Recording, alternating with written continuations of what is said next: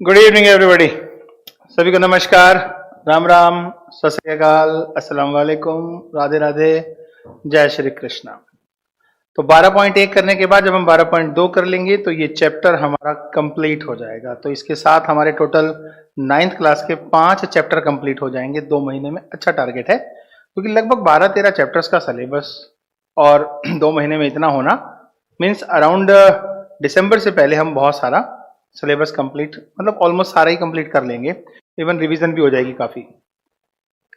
Good evening, good evening, good evening Shivam, good evening Lali, ताऊ जी को राम राम, ताऊ जी की तरफ से राम राम, पाल, वंदे मातरम, आशिमा गुड इवनिंग बेटा, Raj good evening, Akhilesh good evening, good evening, good evening, good evening, good evening, good evening. इतनी बार लिखोगे विकास जी गुड इवनिंग। अच्छा विकास जी तो वही है ना जिनका मैं डिलीशियस लगता हूँ। अनीश गुड इवनिंग, भूमि, राज, अमन, गुड्डी मीना, लक्ष्मण, अमृत, शशांक। अच्छा भाई तुम सारे एक बात बताओ, तुम सारे के सारे जब कैरियर विल पर इतनी बढ़िया कोचिंग ले रहे हो तो कैरियर विल को आपने अभी तक सिर्फ ऐप डाउनलोड करके ही काम किया है या सब्सक्राइब भी किया है? कैरियर विल चैनल को आपने YouTube पे सब्सक्राइब भी किया कि नहीं किया? अगर नहीं किया है तो आज ही करना। सब्सक्रिप्शन से आपको ये फायदा होता है कि जो भी चीजें नई नई लॉन्च होती हैं वो आप तक पहुंच जाती हैं। तो जितने लोगों ने नहीं किया है वो लोग आज सारे के सारे कैरियर विल को सब्सक्राइब भी करेंगे। ओम, प्रिया गुप्ता किया है सर जी, हमने तो बहुत पहले ही कर दिया था। देखो आप लोगों ने कर दिया था तो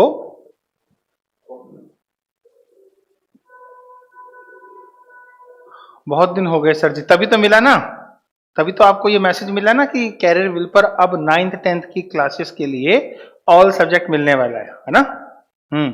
और उसका बेनिफिट हो गया। ऐसे ही जो भी बेनिफिट्स आपको मिल सकते हैं वो अगर आपने नोटिफिकेशन वगैरह देखना है तो बेल आइकन को भी आप बिल्कुल एक बार दबा दें ताकि सारे नोटिफिकेशंस आप तक पहुंचे। और मान लीजिए कि कोई कोर्स आपको नहीं करना, आपके किसी भैया को करना है, आपके रिलेटिव में किसी को करना है तो that's not a big issue, है ना, वो सब भी कर सकते हैं। क्या हुआ बेटा? बता दो ब्रजेश सर को, फटाफट ले आओ। चलो, how are you sir? I am fine. तुमको देखा तो ये ख्याल आया कि धूप थी तुम थे घना साया। हमारे सामने 12 पॉइंट एक्सरसाइज का आज काम शुरू होगा। Exercise 12.1। A park is in the shape of the quadrilateral. एक पार्क जो है वो चतुर्भुज के आकार का है। तो चलो एक चतुर्भुज के आकार का है तो देखें कैसा है। ABCD के नाम का है, हैज एंगल C 90 डिग्री है। मतलब अगर हम ये कहें कि एंगल C जो है वो 90 डिग्री है तो पहले हम इतना कर लेते हैं। फिर उसने बोला AB की जो लंबाई है, राइट, वो 9 सेंटीमीटर है और BC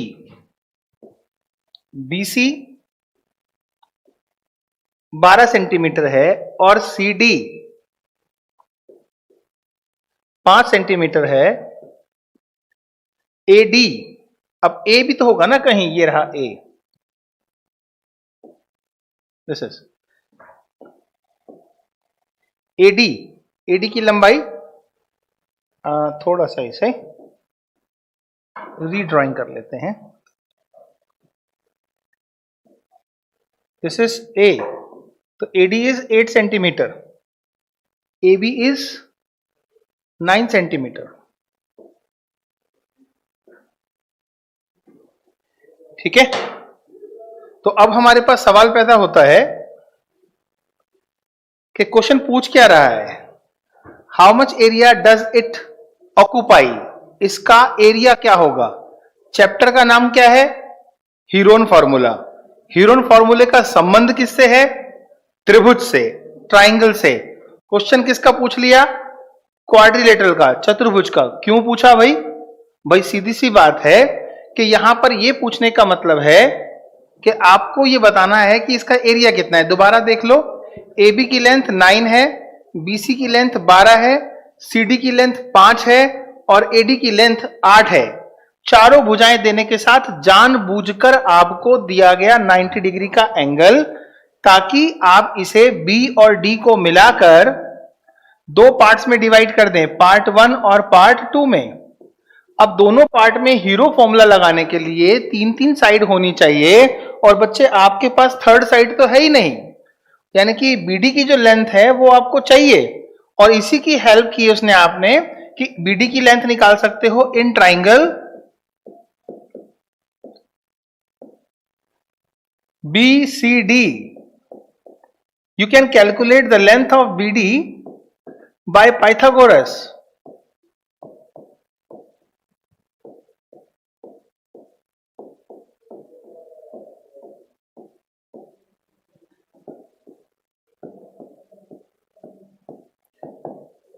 This is 12 square and DC is 5 centimeter square. तो बच्चे BD की लेंथ पाइथागोरस से निकल गई कितनी?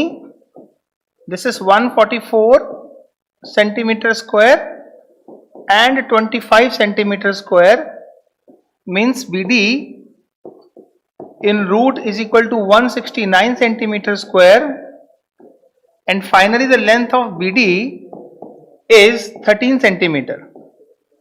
अब आपके लिए प्रॉब्लम सिर्फ यही है। अब इससे आगे हम करेंगे ना, कल मैंने इस टाइप का एक क्वेश्चन आपको दे दिया था, अब इसी तरीके से मैं आपको एग्जाम में आगे जो 12.1 है ना उसमें करा रहा हूं। अब इसमें आपके पास ये लेंथ आ गई, आपको निकालना है एरिया ऑफ क्वाड्रिलेटरल ABCD। किसके बराबर हुआ? Area of triangle ABD plus area of triangle BCD। तो यहां पर एरिया ऑफ ट्राइंगल ABD हम पहले निकाल लेते हैं। ABD निकालें तो कैसे निकलेगा? Under root S minus A, S minus B और S माइनस C। S की वैल्यू के लिए आपके पास 3 साइड होनी चाहिए। एक साइड है 8 सेंटीमीटर, दूसरी है 9 सेंटीमीटर और तीसरी जो पाइथागोरस से निकाली 13 centimetre upon 2, and this is 30 upon 2 means 15 centimetre. अब 15 के हिसाब से हम एरिया की बात करें तो क्या होगा बेटा? 15 में से 8 गया 7, 9 गया 6 और 13 गया 2। इस तरह का सवाल मैंने आपको बना के कल भी समझाया था, लेकिन अब हम 12.1 में देख रहे हैं ये सवाल है। तो हमारे पास ये हो गया 5 तिया 15, 5 तिया 15 गुणा में 7 गुणा में 6 मतलब 2 तिया 6। 2 का जोड़ा बन गया, 3 का जोड़ा बन गया, तो 5 सत्ते 35 अंदर रह गया, यानी कि 6 अंडर रूट 35 सेंटीमीटर स्क्वायर। एक पार्ट आया है अभी आपके पास। अब आपको निकालना पड़ेगा एरिया ऑफ ट्राइंगल BCD। यहां कर लेते हैं एरिया ऑफ ट्राइंगल BCD। अगर आप निकालोगे तो वो होगा आपका हाफ, क्योंकि राइट एंगल ट्राइंगल है तो आप लगा सकते हो, जरूरी नहीं है कि आप हीरो फॉर्मूला लगाओ, उसने तो बस चतुर्भुज का एरिया मांगा है। This is 30 centimetre square. अब हमारे पास आया एरिया ऑफ क्वाड्रिलेटरल ABCD। चतुर्भुज ABCD का क्षेत्रफल बराबर हो गया area of triangle ABD plus area of triangle BCD।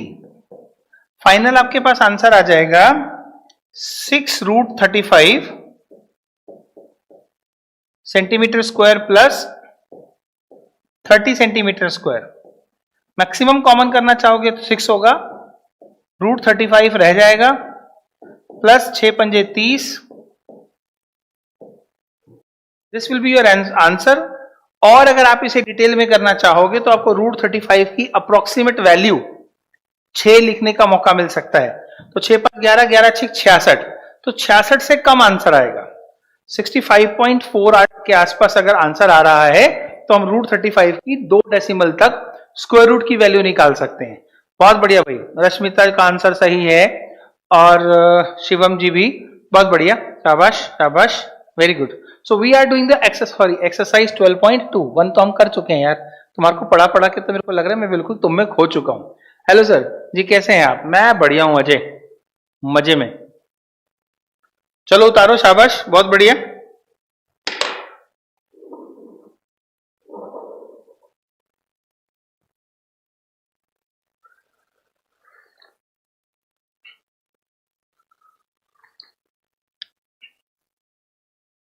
Note कर लिया, ओके बेटा, वेरी गुड।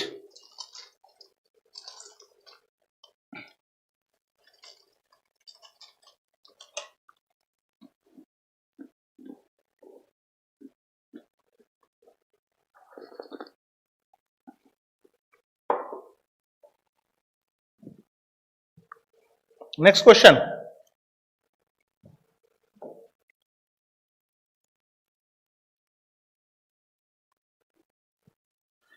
चतुर्भुज एबीसीडी का क्षेत्रफल ज्ञात करो। यदि AB बराबर 3, BC बराबर 4, CD बराबर 4, DA बराबर 5 और AC बराबर 5। यार चतुर्भुज की तो 4 साइड होती हैं, यहां तो 1 2 3 4 5 5 साइड दे रखी हैं। तो फिर ये पेंटागन है क्या? क्या ये पंचभुज है? नहीं। जब वो कह रहा है कि ये चतुर्भुज है तो माय डियर फिर ये चतुर्भुज ही है ना?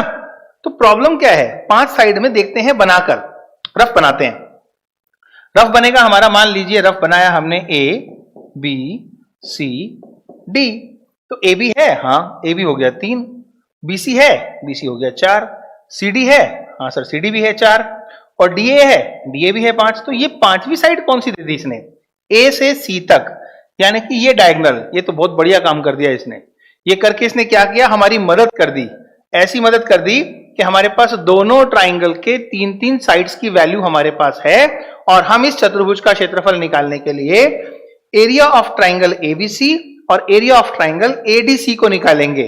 यस, तो हमारे पास जो एसी है, एसी जो है वो साइड नहीं है, वो डायगोनल है, जिसे हम हिंदी में विकर्ण बोलते हैं। सुशील का आज बर्थडे है।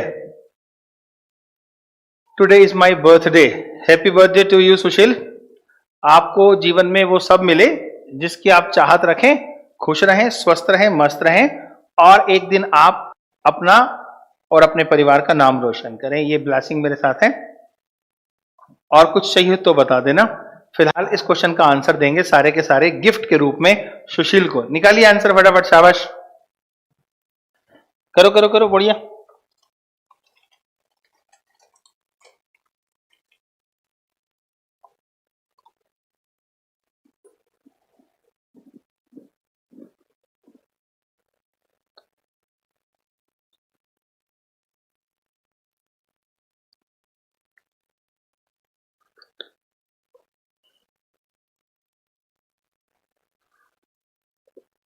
बहुत सारे बच्चों का आंसर है 15.2, जबकि कुछ बच्चे 16 आंसर भी लिख रहे हैं।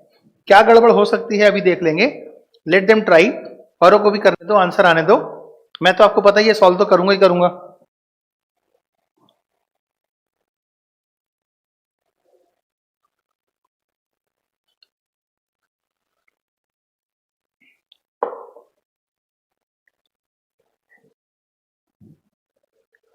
निरंजन, मेरा 50 में से 50 आया है सर। अरे वाह, मुबारक हो, कंग्रेचुलेशन।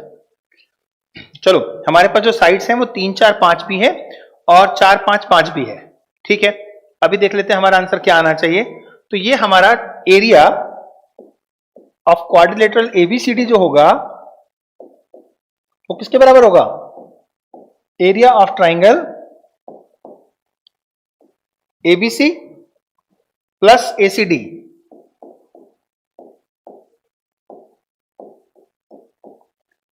तो एरिया ऑफ ट्राइंगल एबीसी के अंदर हम बात करते हैं पहले।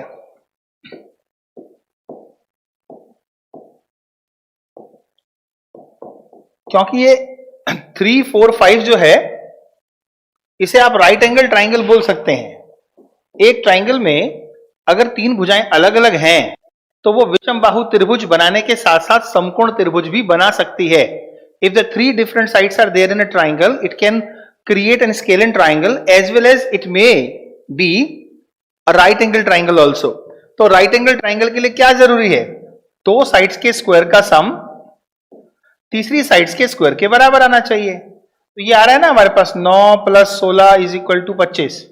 तो इसका मतलब है हम एबीसी ट्राइंगल का एरिया 1/2 आधार, आधार मतलब 3 गुणा लंब यानी कि 4, 2 से काट देंगे 2 आ जाएगा और 2 × 6। अब हमारे पास आता है एरिया ऑफ ट्राइंगल एसीडी। यहां पर हमें निकालने के लिए वही फॉर्मूला यूज करना पड़ेगा क्योंकि ट्रिपलेट नहीं है, एक राइट एंगल ट्राइंगल नहीं है। तो ये होगा हमारा S, S - A, S - B और S - C।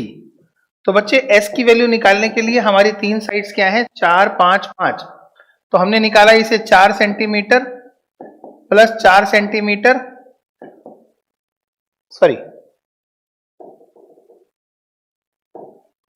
5 centimetre plus 5 centimetre upon 2, 5 + 10 = 14 यानी कि आ गया 7 सेंटीमीटर। एरिया ऑफ ट्राइंगल निकालेंगे ACD, तो ये होगा 7 सेंटीमीटर।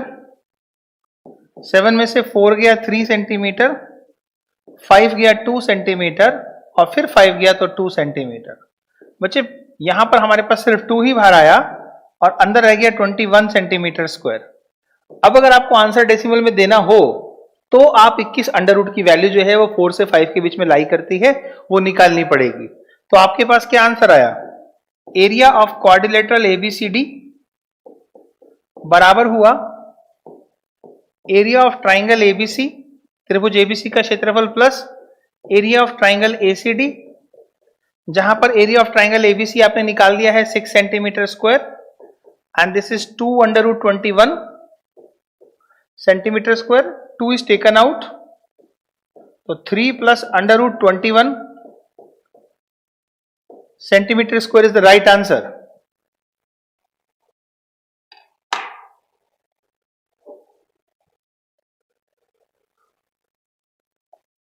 बहुत बढ़िया।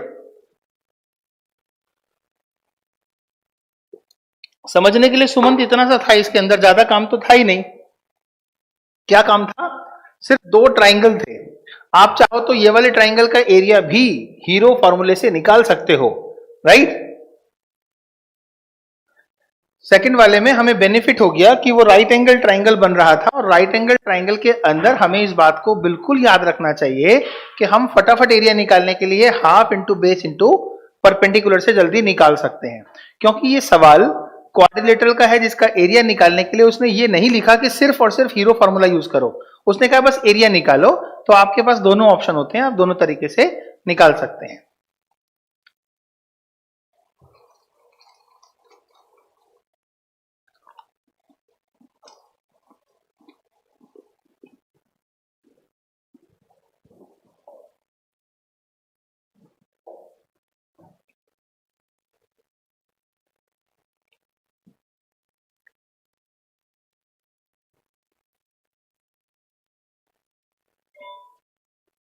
राधा ने एक रंगीन कागज से एक हवाई जहाज का चित्र बनाया, जैसा कि आकृति 12.15 में दिखाया गया है। प्रयोग किए गए कागज का कुल क्षेत्रफल बताइए। अभी इस क्वेश्चन को हम थोड़ा छोड़ देते हैं क्योंकि बुक में से देखना पड़ेगा क्या फिगर बनाई थी राधा ने।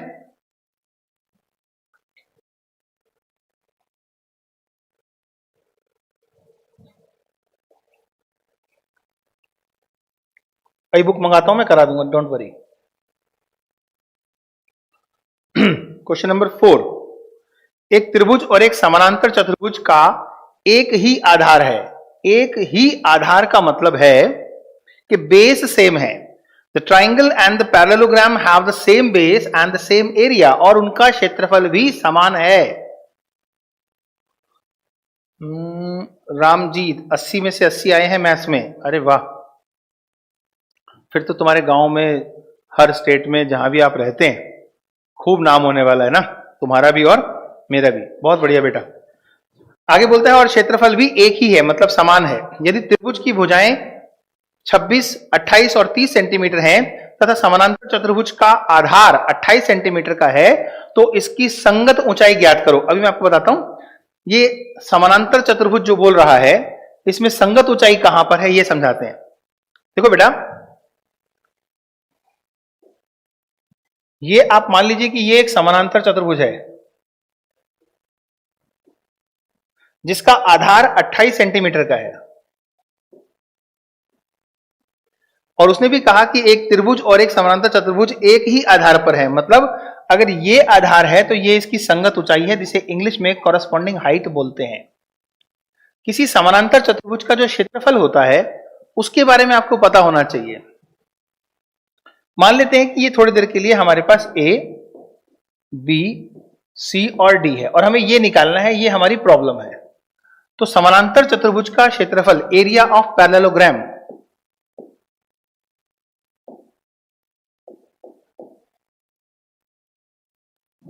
बराबर होता है बेस इंटू में परपेंडिकुलर, यहां मैं इसको लिख लेता हूं पॉइंट ई,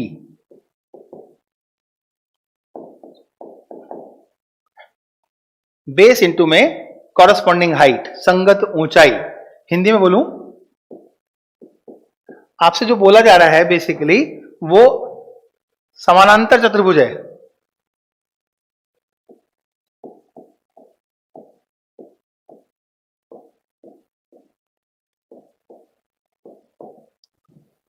का क्षेत्रफल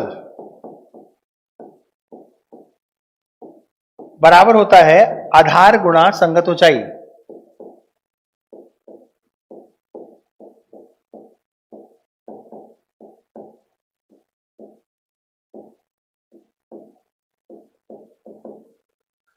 अब देखो, संगत ऊंचाई आपको निकालनी है तो इसने बोला कि दोनों का क्षेत्रफल समान है। किसका?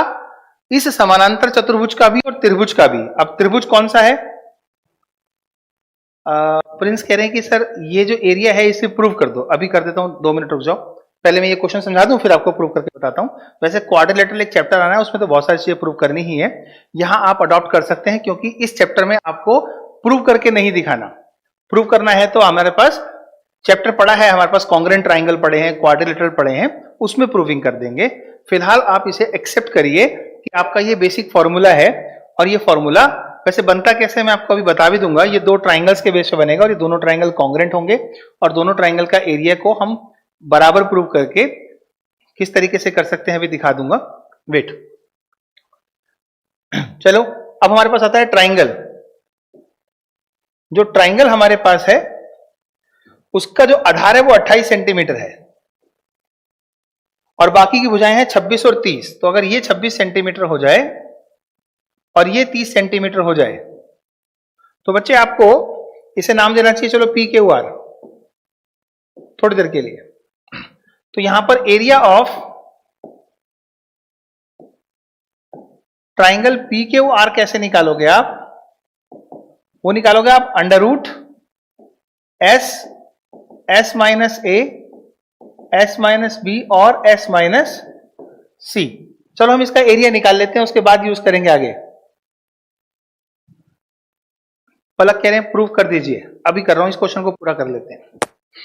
Area of triangle P Q are में देखो, एस की वैल्यू क्या हो जाएगी? 3 साइड्स हैं,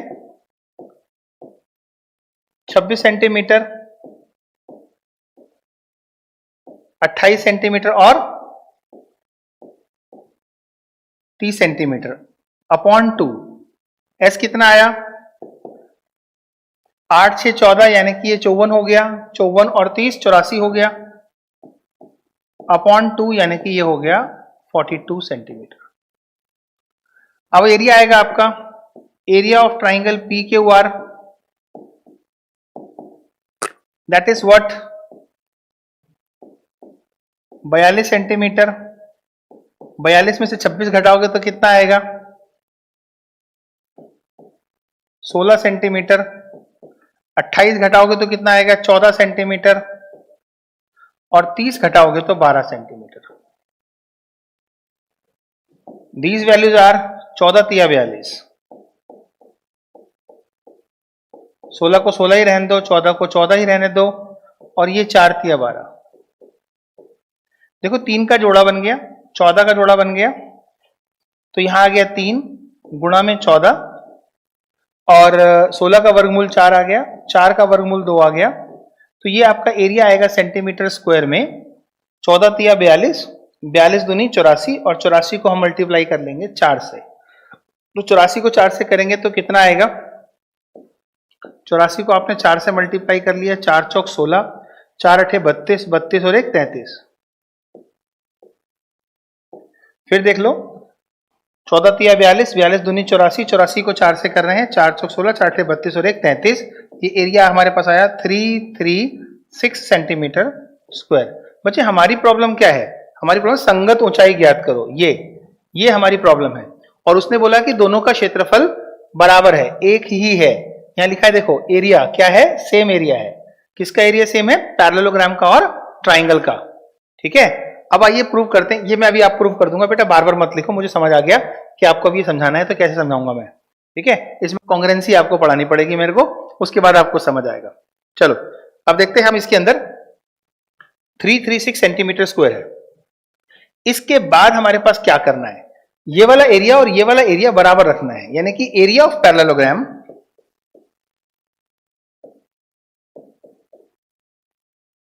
किसके बराबर हो गया? 336 सेंटीमीटर स्क्वायर के बराबर हो गया, क्योंकि हमें यहां लिखना पड़ेगा area of parallelogram is equal to area of triangle P Q R, और दोनों को बराबर रखेंगे तो यहां पर आएगा हमारे पास बेस, यानी कि इनटू में corresponding height, that is 336 centimetre square. यहां सॉल्व कर देते हैं ताकि आपको साफ साफ दिखाई दे जाए। बेस की वैल्यू 28 है, तो 28 इंटू में h is equal to 336 centimetre square, और h की वैल्यू के लिए आप लिखेंगे 336 अपॉन 28, और 28 से इसे आप डिवाइड करेंगे तो बचेगा आपके पास 12। So your answer is 12 centimetre is the corresponding height of the parallelogram.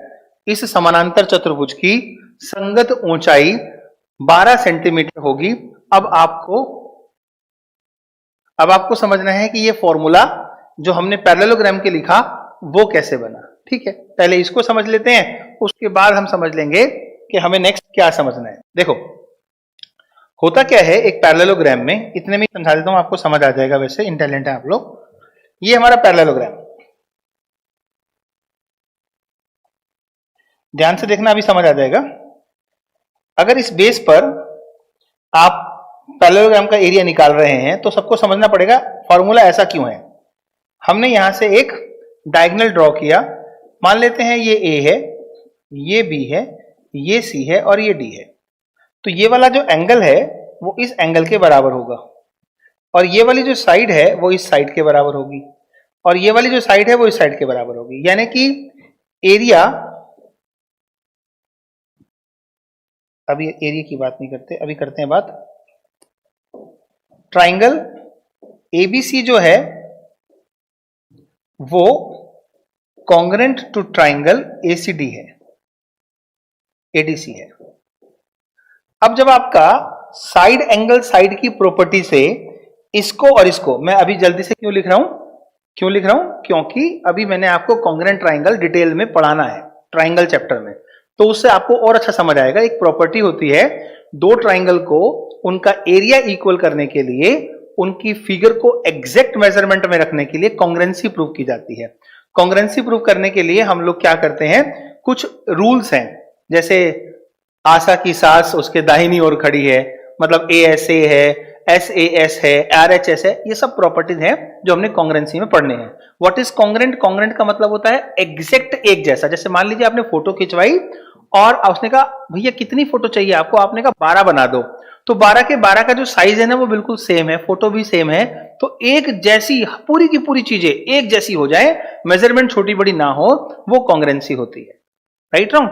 आपकी ही फोटो की 10 कॉपियां एक जैसी होंगी तो वो कॉन्ग्रुएंट होंगी, बराबर होंगी, उनका क्षेत्रफल बराबर होगा। तो वो अगर दो ट्राइंगल में है तो इसीलिए कह रहे थे ना आप प्रूव कर दो, तो मैं अभी रुक रहा था क्योंकि आपको कॉन्ग्रुएंसी पढ़ानी है। नेक्स्ट चैप्टर वही होगा जब हम पढ़ेंगे उसके अंदर ट्राइंगल में। तो बच्चे एबीसी ट्राइंगल और जो एडीसी ट्राइंगल है ये कॉन्ग्रुएंट है, और जब दो ट्राइंगल कॉन्ग्रुएंट होते हैं ना तो उनके जो एरियाज होते हैं ना वो भी इक्वल हो जाते हैं।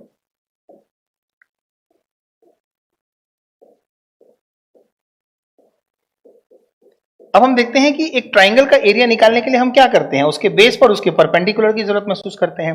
तो इस ट्राइंगल का एरिया और इस ट्राइंगल का एरिया जरा ध्यान से देखना, ये दोनों साइड्स क्या होंगी, बराबर होंगी, क्योंकि दो पैरेलल साइड्स में जो बीच का जो गैप होता है, जो डिस्टेंस होता है वो सेम होता है।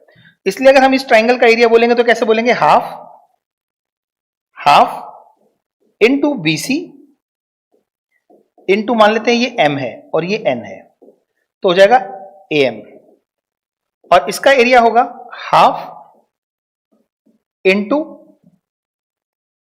AD into CN.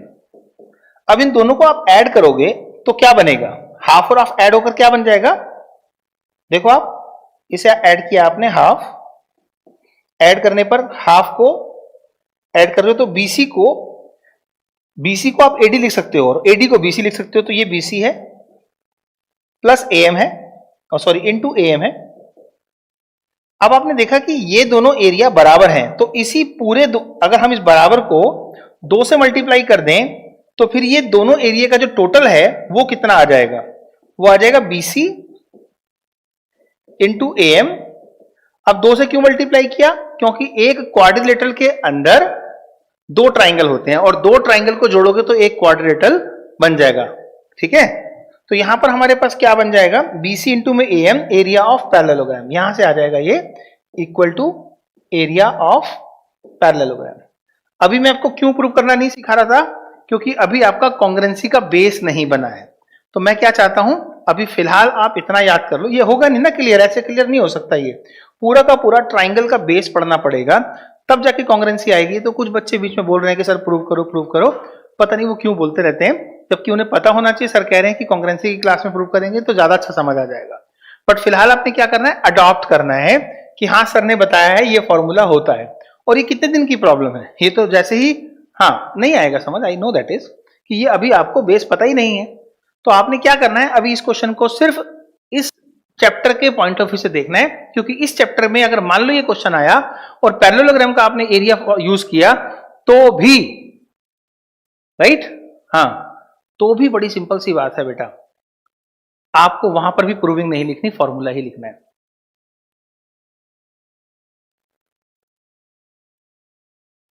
चलो नेक्स्ट देखते हैं।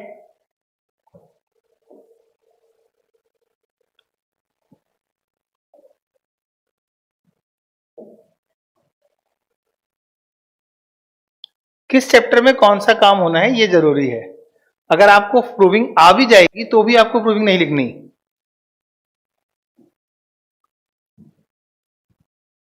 अभी हमने कॉन्ग्रुएंसी पढ़ी नहीं है तो कहां समझ आएगा। शिवम कह रहे हैं मजा आ रहा है आपसे मैथ्स पढ़ के, और मजा आएगा, देखो सबकी अपनी अपनी ओपिनियन होती है, किसी को अच्छा भी लग सकता है, किसी को नहीं भी लग सकता।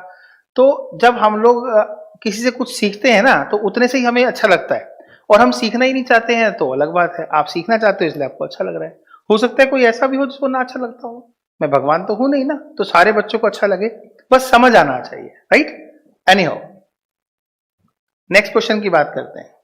ये क्वेश्चन आप ट्राई करेंगे, लेकिन पहले देखिए, एक समचतुर्भुजाकार घास के खेत में, अब समचतुर्भुजाकार क्या होता है, जिसकी सारी भुजाएं बराबर होती हैं, ऐसे चतुर्भुज को हम समचतुर्भुजाकार बोलते हैं।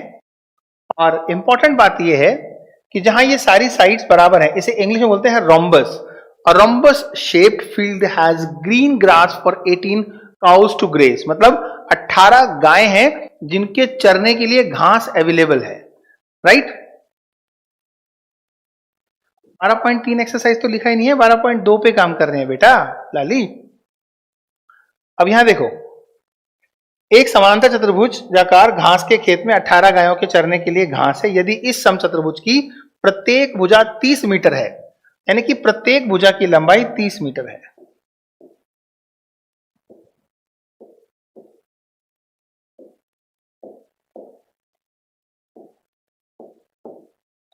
फिर और बड़ा विकर्ण 48 मीटर है, तो बड़ा विकर्ण कौन सा होता है?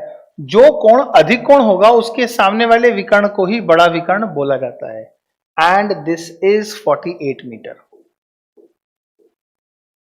ठीक, तो प्रत्येक गाय को चरने के लिए इस घास के खेत का कितना क्षेत्रफल प्राप्त होगा? सबसे पहली बात यह है कि हम इसका एरिया निकालेंगे, ए बी सी डी। जब हम इसका पूरा एरिया निकाल लेंगे तो उसके दो पार्ट करेंगे। मतलब एक कैसे निकालेंगे? पहला फर्स्ट ट्राइंगल और फिर दूसरा, मतलब दो पार्ट को निकालकर फिर जोड़ेंगे तो पूरा एरिया हमारे पास निकल के आएगा। लेकिन पूरे एरिया को हमें यह समझना है कि वो एरिया 18 काउस के लिए अवेलेबल है। पूछ रहा है तो प्रत्येक गाय, मतलब एक गाय को कितना मिलेगा? तो आप पूरे एरिया को निकाल के 18 से भाग करोगे तब आपका आंसर आएगा। ठीक है, हाँ जी बेटे। क्वेश्चन 4 कंप्लीट नहीं है, उसको अभी हमने फिगर उस पर ड्रॉ नहीं हो रखी थी हवाई जहाज वाली, अभी देखकर कि क्या फिगर होनी चाहिए एनसीईआरटी की बुक के हिसाब से, तब हम उसे कर देंगे। इसलिए मैंने कहा था क्वेश्चन नंबर 5 और अभी 6 अभी जरा सीक्वेंस कर लें, उसके बाद देख लेते हैं उस क्वेश्चन को। तो यहां ए बी सी डी हमारे पास है। फटाफट आप इसका एरिया निकालिए दो ट्राइंगल्स का, मुझे बताइए।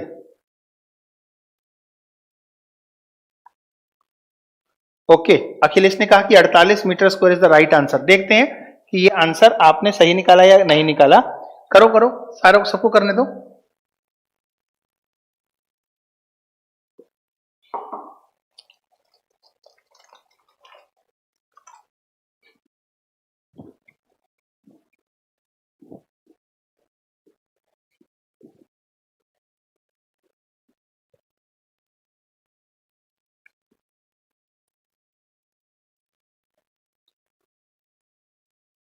याद रखना जो एरिया आप निकालोगे वो 18 गायों के लिए है। 18 से भाग करने के बाद आंसर आएगा।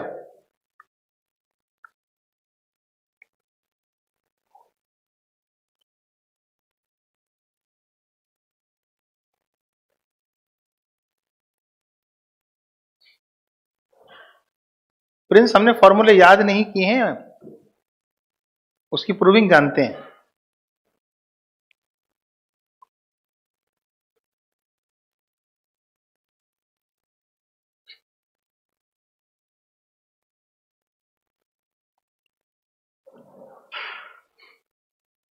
किसी का आंसर 24 आ रहा है, किसी का 28 आ रहा है, किसी का 48 आ रहा है। ऐसा क्यों हो रहा है देखते हैं। हमारा इसका एरिया क्या आना चाहिए। फिलहाल एरिया ऑफ ट्राइंगल एबीसी और एरिया ऑफ ट्राइंगल एसीडी के बेस पर आपको दोनों एरिया को ऐड करना है। तो हम निकालते हैं पहले एरिया ऑफ ट्राइंगल एबीसी। कैसे निकलेगा? यहां पे निकालना पड़ेगा पहले S, और S की वैल्यू हो जाएगी हमारे पास 30 plus 30 plus 48 upon 2 in centimetre we will get, and this answer is, ये हमारे पास हो जाएगा 15 15 30 30 और 24 54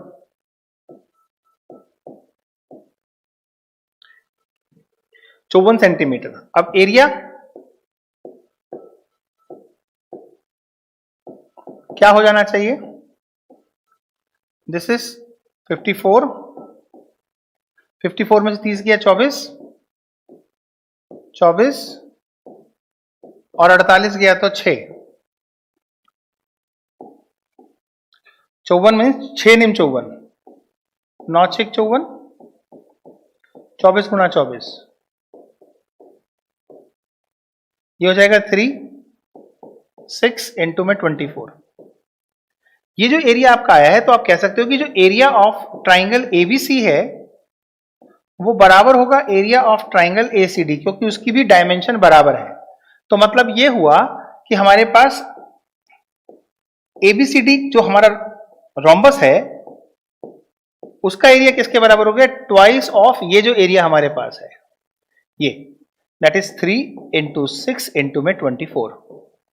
अब इतनी बात समझ आने के बाद हमें देखना है कि ये एरिया किसके लिए है, right? 18 cows can graze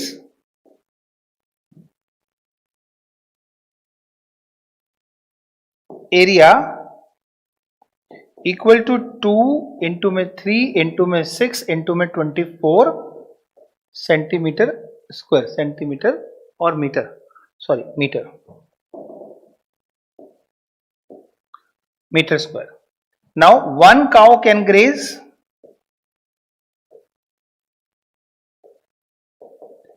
2 into 3 into 6 into 24 upon 18. तो 6 तिया 18 कट गया, 24 दूनी 48 metre square area will be grazed by one cow.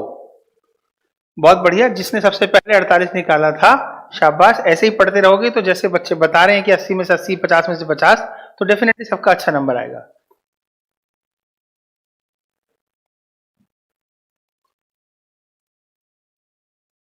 सुशील कह रहे हैं सर अब तो मैं आपसे पढ़कर पढ़ा भी रहा हूं आप ही के स्टाइल में. मेरे अंदर कोई स्टाइल नहीं है भाई, मैं तो नॉर्मल तरीके से पढ़ाता हूं. जो समझ गया वो पढ़ा भी सकता है, और जो समझना नहीं चाहता उसको तो फिर मैं समझाना भी नहीं चाहता. अपनी अपनी साइकोलॉजी है. जितना बढ़िया समझना चाहते हो उतना बढ़िया स्टूडेंट बनना पड़ेगा आपको बस.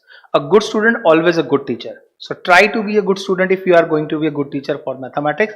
अपने बच्चों को भी जब आप पढ़ाएं तो बहुत पेशेंस के साथ पढ़ाएं. अगर आप यहाँ से पढ़ाना ही सीख रहे हो तो कॉन्ग्रेचुलेशन कि आप पढ़ा रहे हैं. बहुत बढ़िया लगा मुझे भी सुनकर. आगे चलते हैं. नेक्स्ट क्वेश्चन नंबर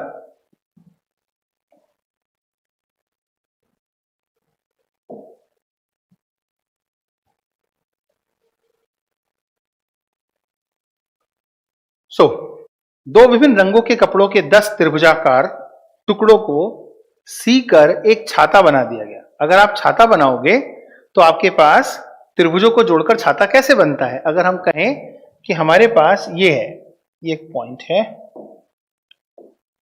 और इसमें ये हमारा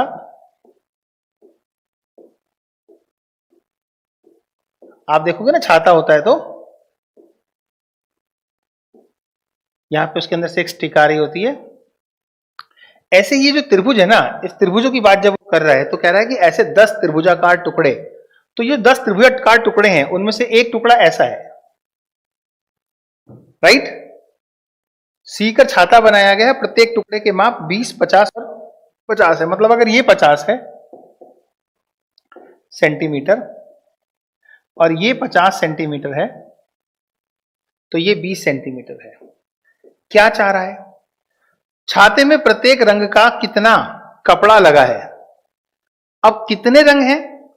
2 विभिन्न रंगों के कपड़े. तो रंग कितने हैं? 2 विभिन्न रंग हैं. इसका मतलब यह हुआ कि आपका पूरा छाता में जो 10 ट्राइंगल का एरिया है उसमें एक कलर में 5 आएंगे और दूसरे कलर में 5 आएंगे, है ना. आपके पास देखो कितने हैं, ये 10 है तो 2 रंग हैं. अगर 10 के अंदर रंग अगर 2 हैं तो इसका मतलब है कि एक रंग में कितने आएंगे, 5.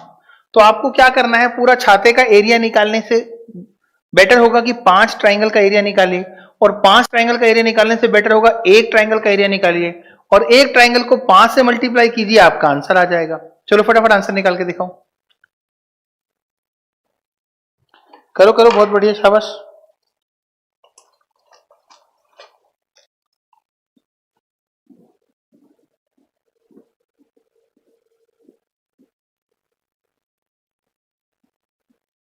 जिन्होंने आज ज्वाइन किया है मोस्ट वेलकम.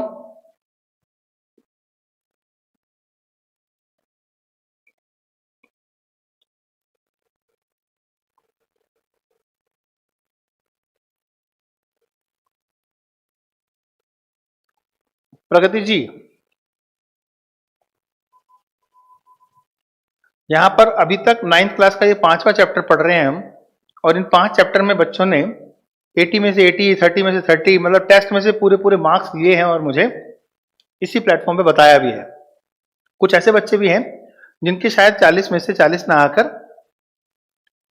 38 आए हों, 35 आए हों, लेकिन ये अचीवमेंट है. लॉकडाउन के इस पीरियड में जब आप बहुत अलग अलग स्टेट में पढ़ रहे हैं, वहीं पर कैरियर विल आपके लिए एक प्लेटफॉर्म प्रिपेयर करता है और आपको 9th और 10th के लिए एक अच्छी गाइडेंस के लिए मैथमेटिक्स की क्लासेस ऑनलाइन प्रोवाइड करता है, वो भी इतने कम रेट पे, यानी कि एक तरह से समाज सेवा समझ सकते हो आप इसे। अगर मैथमेटिक्स को कैलकुलेट करो, इसमें इंग्लिश को कैलकुलेट करो, सारे सब्जेक्ट को कैलकुलेट करो, तो कुछ भी नहीं है। इतना तो कंपनी खर्चा ही कर देती होगी आपके लिए। तो बेटर होगा कि आप लोग अपने साथ आज की क्लास देखो, पिछले 40 लेक्चर हो चुके होंगे लगभग टोटल। तो इन 40 लेक्चर के अंदर आप देखोगे तो आपको समझ आएगा कि आपने मैथमेटिक्स में बहुत कुछ सीखा। राइट जी? तो पढ़ो, आप आराम से सीखो बेटा।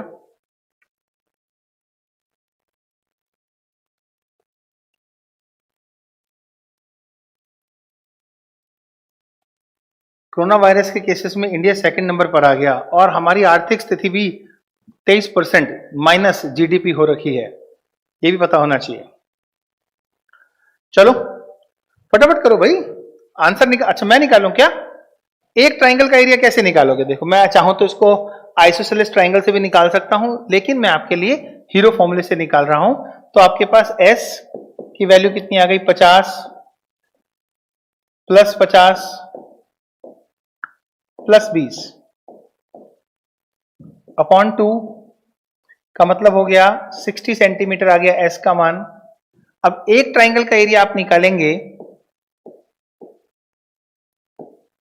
तो कैसे निकालोगे? अंडर रूट 60 में से 50 गया 10, 50 गया 10 और 20 गया 40।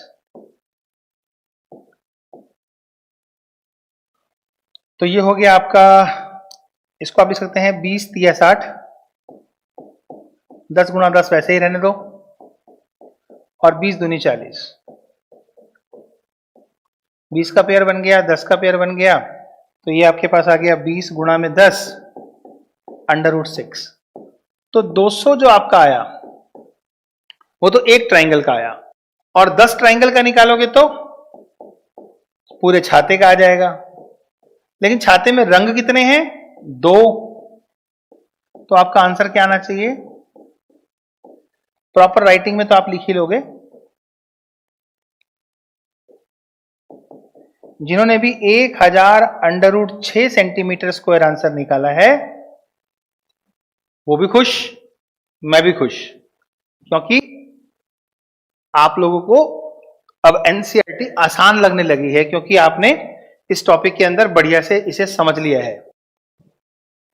वालेकुम अस्सलाम।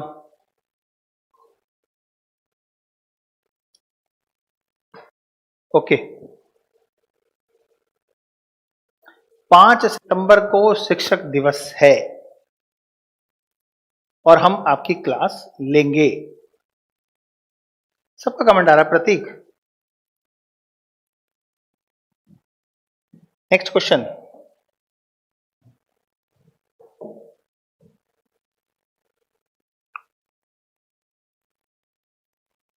एक पतंग 3 भिन्न भिन्न शेडों यानी कि शेड्स के कागजों से बनी है, फर्स्ट, सेकंड एंड थर्ड से दर्शाया गया है। कहां दर्शाया गया है? पतंग का ऊपरी भाग 32 सेंटीमीटर विकर्ण का एक वर्ग, 32 सेंटीमीटर विकर्ण का एक वर्ग है, और निचला भाग 6 सेंटीमीटर, 6 सेंटीमीटर और 8 सेंटीमीटर भुजा का एक समद्विबाहु त्रिभुज है। चलो हम खुद ही बना लेते हैं। ये हमारी एक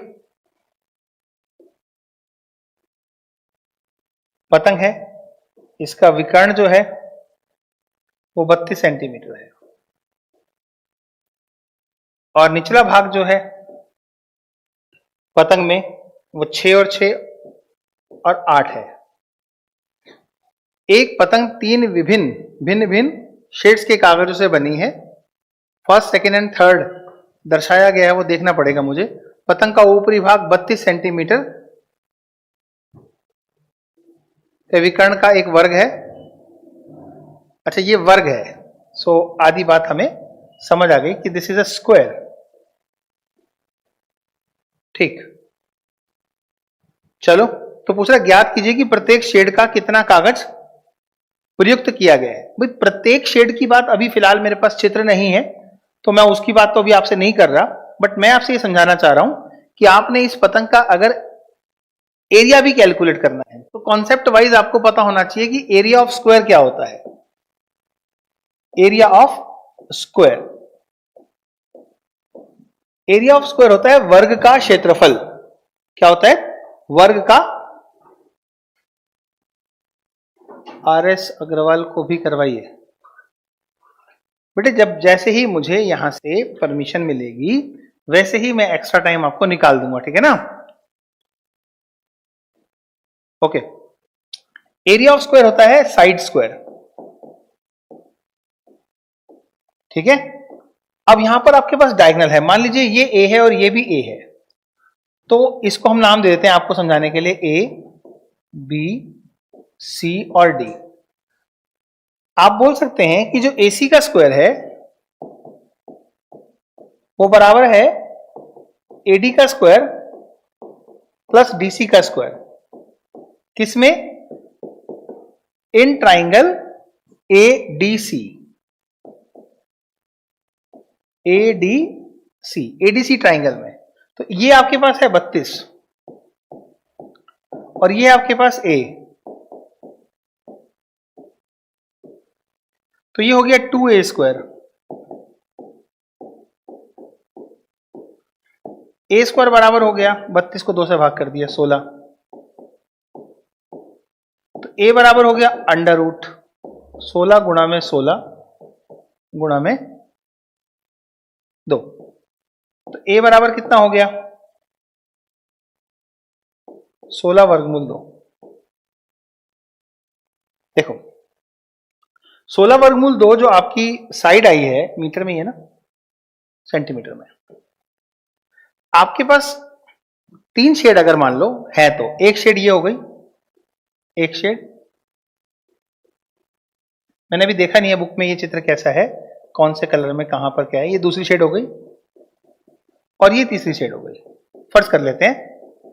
तो 3 शेड का कलर निकालने के लिए एक एरिया ये निकालना है, एक एरिया ये, एक एरिया ये। तो आपने तीनों का अलग अलग निकालना है। क्या पूछ रहा है? प्रत्येक शेड का कितना कागज प्रयुक्त हुआ है, तो तीनों का अलग अलग निकालो। एक एरिया आप इसका निकालो, एक एरिया आप इसका निकालो और बच्चे एक एरिया आप इसका निकालो। ये काम आपका होमवर्क है, आप कर लेंगे। अब आप कह सकते हैं कि इस एक्सरसाइज के अंदर मैक्सिमम क्वेश्चन आप निकाल पाएंगे। तो आज के लिए आपने जितना पढ़ा वो बढ़िया था। अभी फिगर मैंने अपनी तरफ से बनाई है क्योंकि मैंने बुक में से नहीं देखा है बेटा, ठीक है? अगर मेरे पास बुक अभी होती तो मैं देख लेता कि कौन से फिगर में कहां पर क्या कलर है। फिलहाल फिर भी अगर इसके अंदर मान लीजिए कि ये डायगोनल ऐसे ना देकर ऐसे दे रखा हो तो बात एक ही है, बस फर्क कितना पड़ेगा कि ये शेड एक पेपर ऊपर और एक पेपर नीचे आ सकता है। क्लियर है? तो आप इसे बुक के हिसाब से सॉल्व करेंगे, this is the homework. But मैं फिलहाल इसमें फिगर नहीं दी हुई है और इसको इसी तरीके से बना रहा हूं, ठीक? स्क्वायर के दोनों डायगोनल बराबर होते हैं। इसे अगर मैं ऐसे बनाता तो भी कोई दिक्कत नहीं थी और मैंने इसे ऐसे बनाया तो भी कोई दिक्कत नहीं है, क्योंकि ऊपर वाला जो एरिया इसके बेस पे बनेगा ये वाला, ये भी उतना ही होगा जितना कि नीचे वाला होगा, क्योंकि वर्ग का क्षेत्रफल उसके विकर्ण से 2 समान भागों में बंटता है। राइट? समय पता नहीं चला, नहीं पता चलता अगर समझ आ रहा हो, और नहीं समझ आ रहा हो तो हर 5 मिनट में लगता है कब खत्म होगी क्लास। लो खत्म हो गई क्लास। मिलते हैं कल की क्लास में, तब तक के लिए नमस्कार, धन्यवाद। खुश रहो, मस्त रहो, स्वस्थ रहो और मिलते रहो। Thank you.